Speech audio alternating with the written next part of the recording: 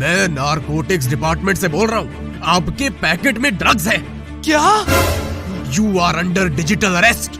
अपना नाम, अकाउंट और आधार नंबर बताओ जल्दी।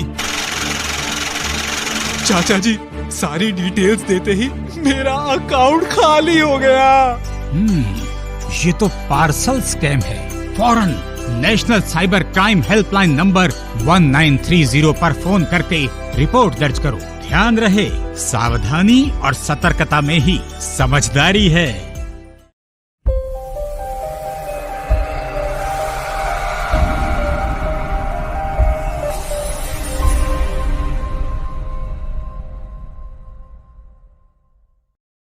हाई कोर्ट और सिविल कोर्ट में मामला लंबित होने के बाद भी तहसीलदार ने इसका लंबित किया है खारिज। आवेदक जन सुनवाई में लगा रहा चक्कर। तहसीलदार पर पैसे मांगने का लगाया आरोप। मामला रीवा जिले के हुजूर तहसील अंतर्गत वार्ड क्रमांक 4 पड़रा नई बस्ती से सामने आया है, जहां पर आवेदक का पति कमलेश्वर त्रिपाठी ने बताया कि अर्जी नंबर 59/11 जो मेरे पत्नी सावित्री त्रिपाठी के नाम है, लेकिन पड़ोसियों के कहने पर विधिक वारिस आशीष दुबे द्वारा दीवानी दावा पेश किया गया है, जिसका हाई कोर्ट और सिविल कोर्ट में व्यवहारवाद लंबित है। लंबित होने पर न्यायालयों की कार्यवाही स्थगित होनी चाहिए, परंतु न्यायालय मनमाने तरीके से प्रभावित होकर कार्रवाई कर रहा है। अभी दिनांक 25/7/2024 को तहसीलदार हुजूर नगर द्वारा उक्त खसरे में सड़क दर्ज करा दिया गया है, जो भू भाग आवेदिका का क्रय किया गया हुआ प्लाट है। वहीं कमलेश्वर त्रिपाठी ने हुजूर तहसीलदार शिवंकर शुक्ला पर पैसे मांगने का आरोप भी लगाए हैं। इस संबंध में जब हुजूर तहसीलदार से बात की गई तो प्रकरण पर उन्होंने अज्ञानता जताई है, जिसके लिए आवेदिका न्यायालय और जन सुनवाई रीवा का न्याय के लिए चक्कर लगा रही है, लेकिन कोई सुनवाई नहीं हो रही है। कमलेश्वर त्रिपाठी। कहाँ के रहने वाले हैं? हम पड़रा नई बस्ती रीवा। पूरा मामला क्या है? मामला ये है सर कि 2011 में मैंने जागेश्वर प्रसाद से जमीन 59 का अंश रकबा 12x80 वर्ग फुट कच्ची टीप में क्रय किया था। उनकी तबीयत खराब थी, उन्हें पैसे की मांग किया, हमने पैसे दे दिया। 1 महीने बाद उनकी मृत्यु हो गई। जब मृत्यु हो गई तो हम रजिस्ट्री कैसे कराएं, तो इसलिए मैंने कानूनी सलाह लिया। उसमें हम इम्पाउंड की व्यवस्था बताई गई। इम्पाउंड मैंने कराया।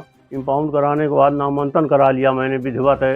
मैं काबिज हो गया। प्लाट में 59/1 हमारा प्लाट हो गया। किसके नाम से प्लाट?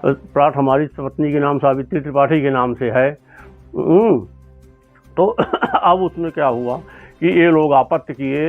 ये जो क्रेता के क्रेता हैं, कुछ क्रेता हैं कुछ क्रेता हैं, कोई ये भूमि स्वामी के ना वारिस हैं, नाम बताइए। हाँ, ये जो क्रेता के क्रेता हैं राजेश द्विवेदी, धीरेन्द्र सिंह, उनकी पत्नी अर्चना सिंह, कल्याण सिंह, उनकी पत्नी करुणा सिंह, बैजनाथ गुप्ता, ये लोग षड्यंत्र पूर्वक इसमें मुकदमा लड़ने लगे कि हमारी ज़मीन को रास्ता बनाने लगे, जबकि रास्ते में इनका खुद मकान बना लिया इनने। मैंने उसके लिए 2014 से मुकदमा कायम किया तहसीलदार के यहाँ।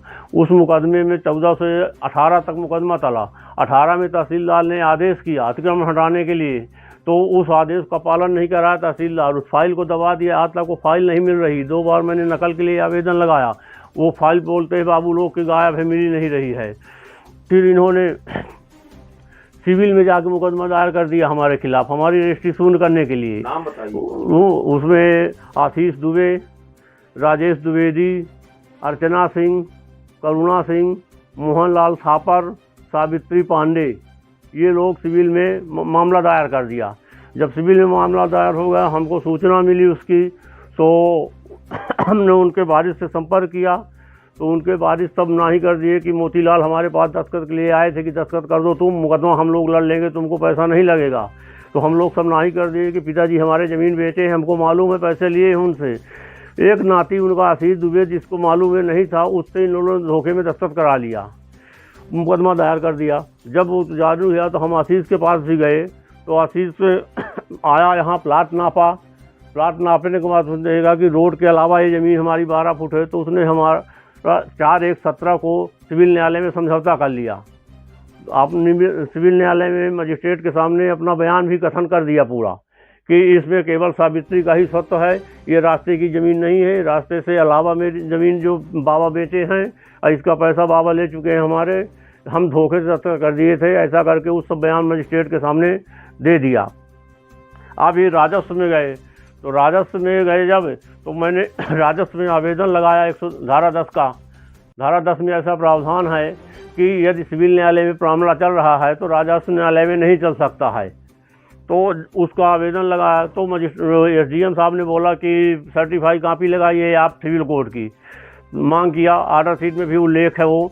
मैंने सर्टिफाई कॉपी दिया दूसरे पेशी में, जब सर्टिफाई किया तो उन्हें विचार किए तो लिख दिया, आदेश का नहीं लिखा, विचार हमारे धारा 10 के आवेदन में और सिविल कोर्ट की कॉपी में विचार करने के लिए उन्होंने लिखा, विचार हुआ नहीं। इनने कैसे षड्यंत्र रच करके उसमें आदेश करा लिया। उस आदेश के खिलाफ मैं कमिश्नर के यहाँ गया, कमिश्नर के यहाँ भी इनने जुआर करके उसका भी आदेश करा दिया, हमारा नामांकन खारिज करा दिया। उसके बाद मैं हाई कोर्ट गया कमिश्नर के आदेश के बाद, हाई कोर्ट में मामला हमारा लंबित है। उसी बीच में इन्हें आवेदन दे दिया तहसीलदार को इतलाबी हमारी काटने के लिए, जबकि नियम यह है कि अगर मामला जब तक निराकरण है, अंतिम कोर्ट में का निराकरण नहीं होता तब तक उसमें कार्रवाई को वो अंतिम निर्णय नहीं माना जा सकता। लेकिन इनने वहीं से अंतिम निर्णय मान करके हमारी इतलाबी काटने के लिए आवेदन लगा दिया। उसमें हमको सूचना मिली, मैंने उसका जवाब दिया, जवाब देने के बाद उसकी सुनवाई के बाद आदेश तक फाइल आई, आदेश के बाद फाइल रुक गई 5/1/19 को रुक गई फाइल, और वो फाइल रुकी रही साल भर। 1 साल 8 महीना बाद फिर उस फाइल को खोला गया, तब हमको सूचना नहीं दी गई, और उसके बाद कार्रवाई उसमें चालू हो गई। कार्रवाई चालू, अंतिम कार्रवाई जब पहुंची तब तहसीलदार शिवशंकर शुक्ला यहाँ मौका करने आए। जब मौका करने आए तो मैं घर में नहीं था, हमारी श्रीमती जी थी घर में मौके में।